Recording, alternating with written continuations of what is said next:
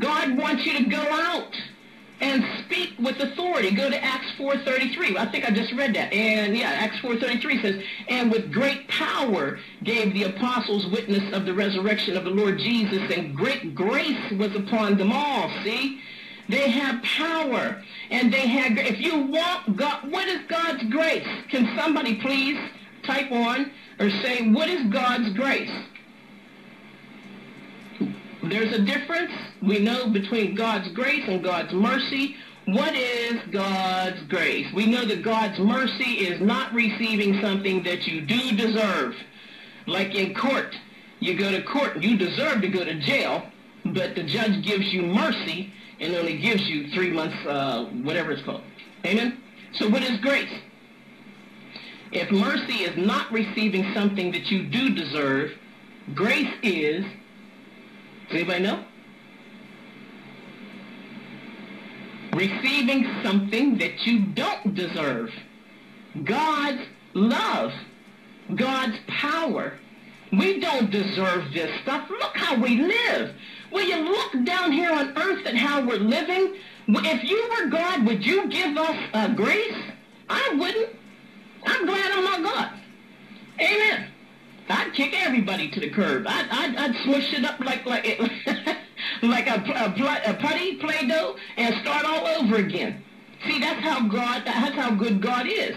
God gives you grace to make it. God gives you grace to speak with power. Remember in the Bible somewhere where everybody says, who is this man? They heard Jesus talking, and they said, well, who is this man? We never heard anyone speaking with such words.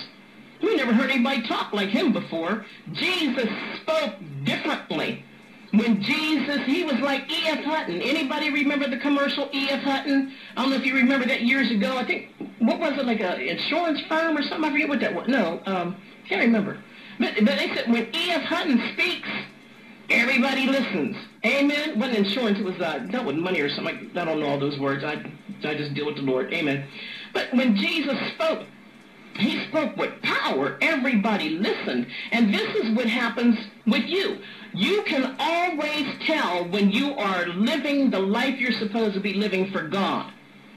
One of the ways you can tell is the fact that when you speak, people listen. It doesn't have to be 1,500 people. It doesn't have to be 15. When you speak, people will hang on your words to hear what you're going to say next, because they know you're speaking from God and not from you. I don't want to hear a bunch of mumbo-jumbo. My life is hard down here. I want to listen to somebody that can help me get up out of my mess. Amen? I'm sure you do too. This is what spiritual power gives you, that power to speak. Amen? And make sense. You ever talk to somebody who's real fickle and silly? And sometimes you're just not, sometimes you could take it, but other times you're just like not in the mood for that. And you're like, oh, I'm not in the mood for that today, you know, because you want to hear the truth. God loves the truth. He gives it to you. He wants you to give it to other people. Spiritual power fills your life with healing influences. Acts, let me see, Acts 19:11, let me see if I'm right here. Acts 19:11 and 12.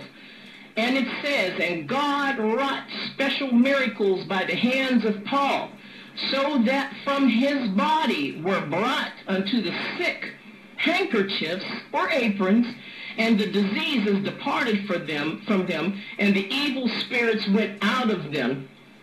Amen? Then certain of the vagabond Jews, exorcists, took upon them to call him over, and had evil spirits in the name of the Lord, saying, we adjure thee by Jesus whom Paul preaches, and whatever. And it didn't work because they were trying to do it by Jesus' name instead of in Jesus, and through their faith in Jesus, and it didn't work. Okay, so exorcism, okay, is totally different than spiritual power healing, okay? Spiritual power healing. Paul had so much of God's power in him, pieces of his clothes healed people. Do you have so much power in you that people just want to rub up against you and touch you? Did you ever have anybody do that to you? Have you ever seen it like go on in church or what, Marcella, God bless you. We had some come on and go off. God bless them all, Lord. But have you ever had somebody just, I don't know how many is on here, speakers or whatever, but have you ever spoken somewhere or played or sang or talked for the Lord somehow for the kingdom, and somebody just comes up and says, honey, I just want to hold your hand. That was so beautiful. That made me feel so good. It was definitely the Lord. Amen. Judy said, yes, see? That's power. They felt it. They know when you're real or not. Amen. They can tell. It has healing. You know, the power, the spiritual power of God has healing. You begin to heal people. I've gone places and sang a song and had somebody crying, come up to me sobbing, crying, talking about it just made them feel so good. They missed their husband.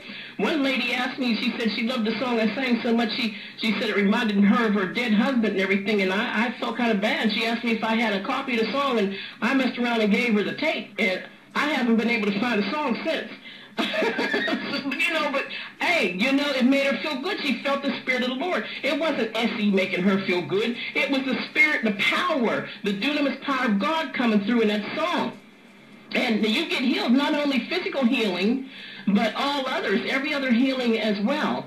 1 Corinthians 2, you can write these down. If you, maybe I'll turn to them real quick. 1 Corinthians 2:4. And it says, and my speech and my preaching was not with enticing words.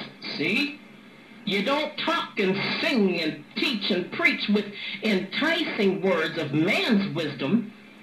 But it says, in demonstration of the Spirit and of power.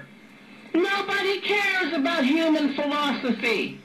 Amen. We want to hear the Spirit of God, and we want to see the power of God working through you, which you claim. You get up there talking about, hide me behind the cross, Lord Jesus. Hide me behind. Well, you talking about hide me behind the cross. Well, if you're asking God to hide you behind the cross, then let him shut up and let him talk. Have you ever seen anybody do that? They get up and, Lord, hide me behind the cross while I teach and talk to these people. And then they start talking, they open up their mouth, and you can't find God nowhere.